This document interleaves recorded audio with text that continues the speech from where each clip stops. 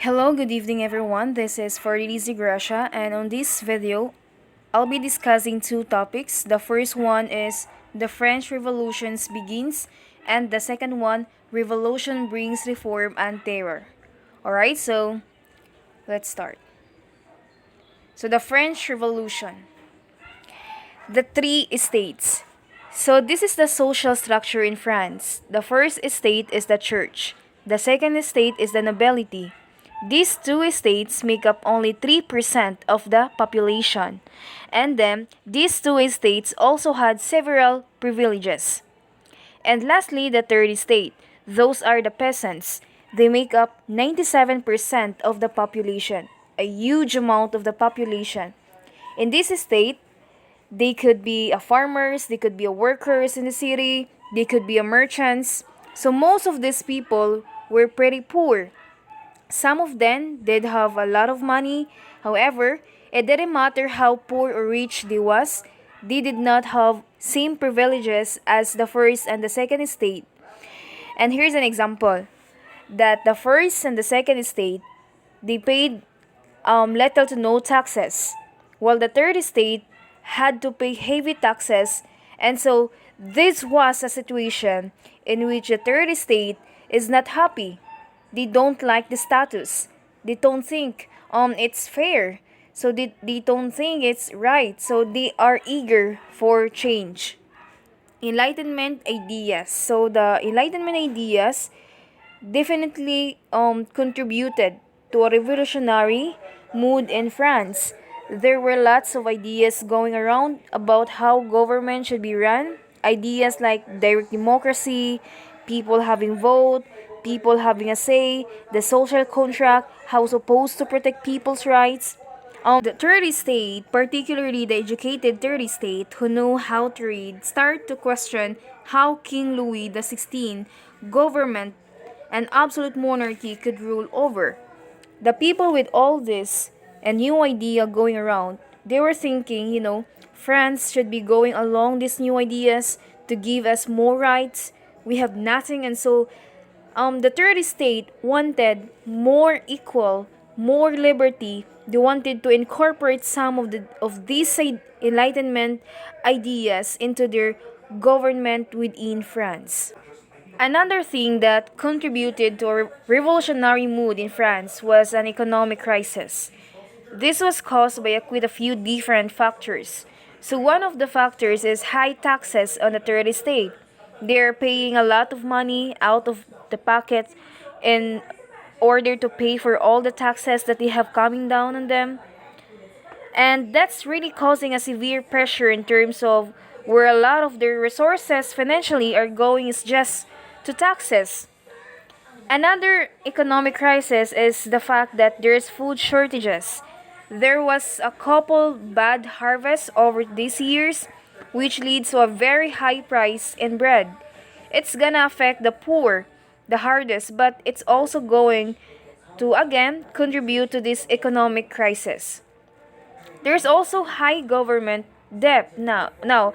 There's a high taxes on the third estate, which is 97% of the population. But remember that third estate also doesn't have most of the wealth. Most of the wealth is in the first and the second estate. They are not paying taxes. So, the government is collecting taxes from the poorest people, but it's having trouble paying for all the things that spends its money on.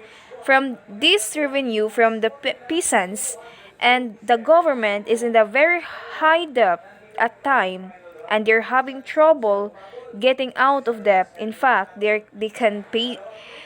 They can pay back most of their debts. They can hardly even pay the interest on their debts. So let them pay off the debts. There's also, through as much of a big factor as these other three, the fourth thing here is extravagant spending by the king and queen. They spend a lot of money on parties, fancy dress, fancy things, and etc. This all costs a lot of money, and this all also contributing to the fact that the government is in a debt, and the fact that France is an economic crisis. Fourthly, another thing that contributed to the revolution in France is weak leadership. Louis XVI, a lot of people said that he was a good guy, he was a great family man, he really loved his family, his children, but he is not a good leader. He's indecisive. He has a trouble making decisions. Oftentimes when he's got to make a major decision, his opinion is whatever the last person that spoke to him told him. He can't make his own mind up. He has trouble with that kind of thing. And so because he has a trouble making decisions, one of the things they did not deal with for a long time is this economic crisis in France. People are hungry, they can't afford bread, the taxes are so high. He's not taxing the first and the second estate at all. And so all these problems with this economic crisis, he doesn't even get around to dealing with it until it's too late, until people are demanding significant change. So the question is, how did each of the following events lead to the French Revolution? Alright, so let's look first at the meeting of the States General. This is the France representative body. On there's representatives from all three states. That doesn't mean all the time, only in this case in the crisis. So something big is going on when the king calls the States General to meeting. The States General is often dominated by the clergy, by the first the state, and by the nobility, the second state. But at this States General, the third estate is much more assertive. They talk about their grievances. In other words, these are the problems that the kingdom is having, and we need to fix them. They refuse to be dominated by the first and the second estate, and so the third estate representatives that went to this had a lot of high hopes about fixing the problem in the country. They wanted to reform the tax system. They wanted to give people more rights in the third estate. They were solely disappointed when they got to this meeting. The first and the second estate were not going to give much ground, and the king did not want to give into reforms of the third estate. And so, they decide one of the ways that they're going to get some of the reforms to happen is to create the National Assembly. Okay, now, the National Assembly is made up of the mostly third estate people. But occasionally, some people from the clergy would also become a member, or possibly some people from the nobility. And basically, this idea of creating this National Assembly was breaking away from the old structure of the States General. Instead of just falling in line like the third estate was opposed to within the States General, they create a National Assembly which is going to push for reforms and get change that people need a lot of times, as seen as the start of the French Revolution. The establishment of the National Assembly within the States General. Now, the National Assembly is making a lots of proposal, wanting lots of change. King doesn't really like it. In fact, he just likes what the National Assembly is doing so much that he locks the door to the States General meeting so that they can come in and participate anymore. And this is when the National Assembly goes somewhere else in the palace of Versailles, find an indoor tennis court, and they take it off. They swear that they will not stop until the France a new constitution, until there are reforms made and changes, because France really needs to be reformed. Eventually, the king gives in to the demands that the National Assembly starts to gain some momentum. They're demanding changes.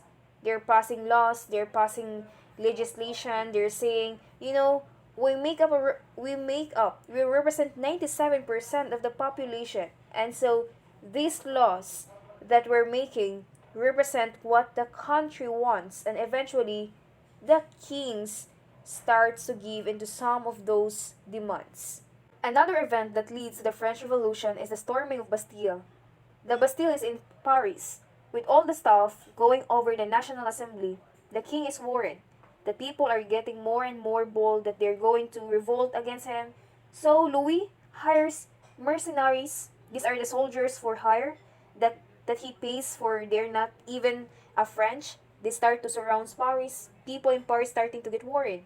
They're worried that their momentum, that their National Assembly, and all these changes that they're start to pass at least in law are going to get cracked down upon that. And that king is going to send the soldiers into the city, take over the city, crack down the people with violently if necessary to stop all the changes. So the people decide that they want to arm themselves, and they know um they were where they can get gunpowder and weapons. It's the Bastille. And so they go to the Bastille, and the governor of the Bastille says, no, you can't come in. They storm it, they attack it with cannons and gunpowder, and knock down the doors and get inside. And once they're inside, the governor of the Bastille says, okay, we surrender. We don't fight anymore. The people didn't stop. They kill him. They kill the guards. They cut off their heads. They put them in the spice and carry them around the city. So this is a first precedent here of people who are angry. They want revolution. They want change. And as soon as someone gets in their way, even if they surrender, at the end they will kill them violently and parade them around to show it starts to get bloody. This is one of the violent turning points of the French Revolution. The symbolism of taking down the Bastille is the people have taken away a great symbol of the king's power at this time. There weren't that many political prisoners in the Bastille prison, but it didn't even matter because the Bastille basically symbol how the king had absolute power, and if you went against the king, he could throw you in a jail. The people will not only took over the Bastille, but they tore it down. They eliminated this oppressive symbol of the kinds in order to show that, hey, King Louis, we are not going to sit around here and let you send in these mercenary troops to crack down on us. So our voice is not going to be silenced. We want equality, we want change, which within the French government, and you have to give it to us. All right, so let's proceed to the next topic. Revolution brings reform and terror. So the first question, what are some rights the Declaration of Rights of Man guaranteed to the French citizens? All right, so the following are the rights the Declaration of Rights of Man guaranteed to the French citizens. So the first one is liberty, property, security. Next, resistance to oppression, equal justice, freedom of speech, and freedom of religion. Next, what caused the peasants to oppose many of the National Assembly reforms of the church? Alright, so they are conservative Catholics, and they are kind of offended, and they don't like the idea that the church should be part of the state or the church should be part of the government. This was one of the first reforms during the French for early reforms during the French Revolution. Next, what political fractions made up the Legislative Assembly? So the first one's the radicals, the second one is the moderates, and the last one is the conservatives. Next, what did Europeans, monarch, fear from France?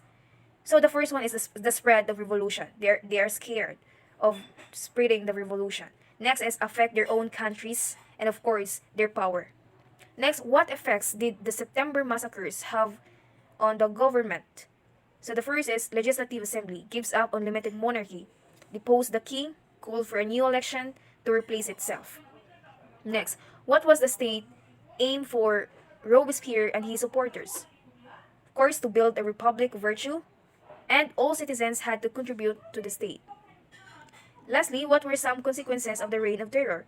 So, when thousands of deaths, many people get tired of radical left. People start to support more conservative politicians. So this is the end of my discussions. I hope you learned something. Thank you.